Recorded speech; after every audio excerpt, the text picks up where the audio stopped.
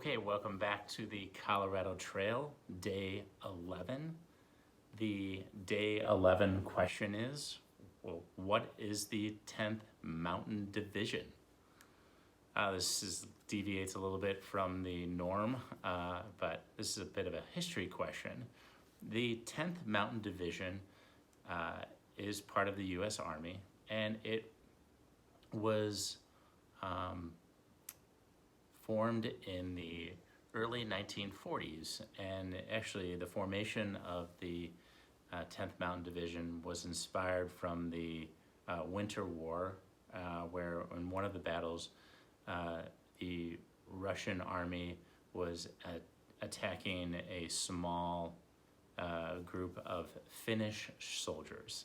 The Finnish soldiers were vastly outnumbered, but they were in the mountains and they were on skis, and because they knew the terrain, they were able to ward off or repel the oncoming Soviet soldiers. And the stories that came out of this particular battle inspired the formation of the 10th Mountain Division within the U.S. Army in the early 1940s. They started training in Colorado at Camp Hale, H-A-L-E. They trained on Cooper Hill, not Copper Mountain, but Cooper Hill. This is north of Leadville. And they saw their first military action in World War II in, I believe, 1944, 1945. When they were responsible for breaking what was called the Gothic Line, which was formed by the German army, the Nazis, in Italy, in the mountains called Apennine, I believe. I'm pronouncing it incorrectly, but it's spelled Apennine.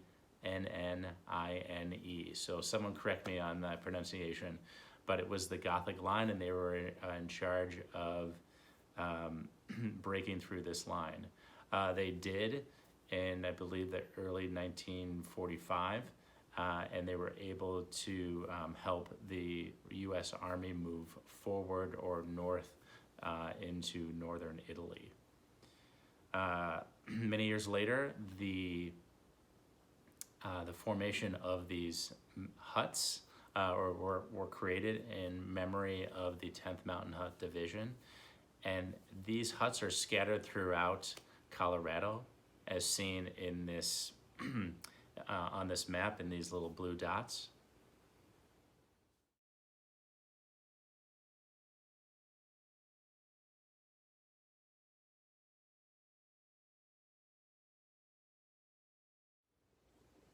And you can rent out for a night or several nights one of these huts throughout Colorado in the 10th Mountain Hut Division or Association, and they have a lot of amenities, and many people rent them out today, where let's say in the winter they hike in and then they maybe do some cross-country or downhill skiing.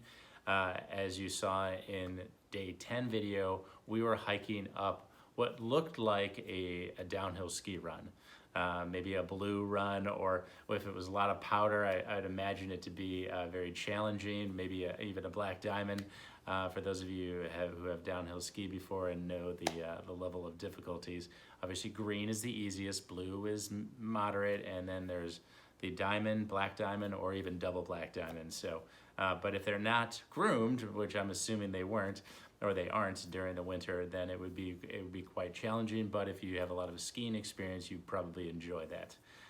Okay, so I'm getting off track here, but certainly these backcountry cabins are scattered throughout Colorado, and you can you rent them at your leisure if you have if you're in the area. So certainly we were in the area on the night of day 10 into the beginning of day 11.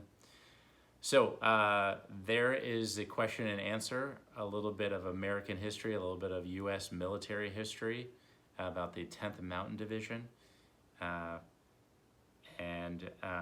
There was a memorial that we found at Tennessee Pass at the end of day 11, which is seen here.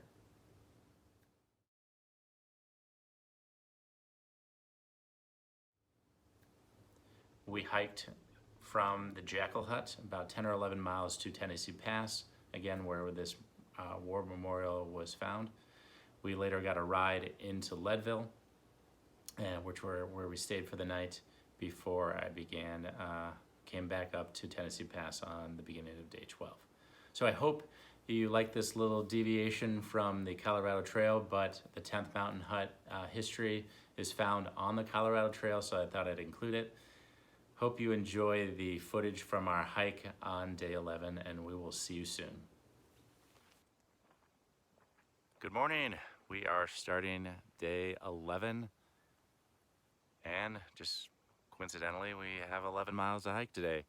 We're hiking down to Tennessee Pass, and then we've got a ride into Leadville, which is where we'll be staying tonight.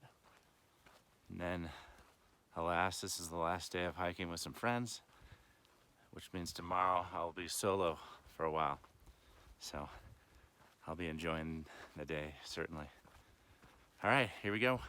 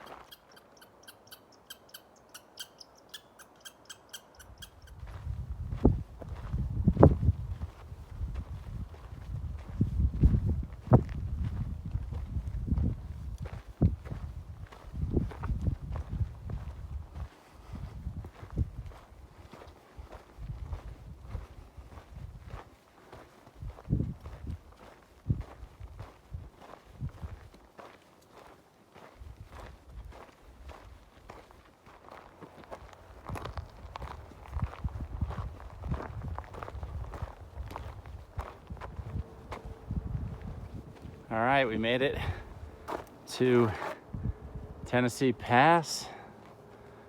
Wow, 23 miles back there was Copper Mountain. Woo. I don't know what trail they were on. That seems kind of short.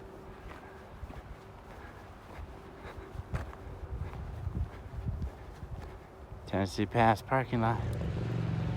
Okay, we made it to Tennessee Pass. It was a relatively short day today. 10 or 11 miles. We had a 3-mile descent from the Jackal Hut, and then about 7 miles to the Tennessee Pass trailhead, which we'll be continuing on tomorrow. So rather light day again, but the sun was beating down on us those last 2 or 3 miles. But we're getting a ride into Leadville. We're gonna stay the night in the Leadville, and then my friends are headed back to the Midwest, and I'm gonna continue on solo tomorrow to 2 days to Twin Lakes. So I'll show some pictures of Leadville, and we'll see you tomorrow. Okay, bye.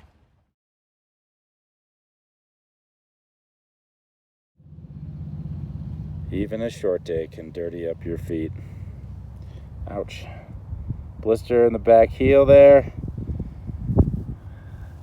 This is the dirtiest my feet have been. Woo! Gotta take a shower.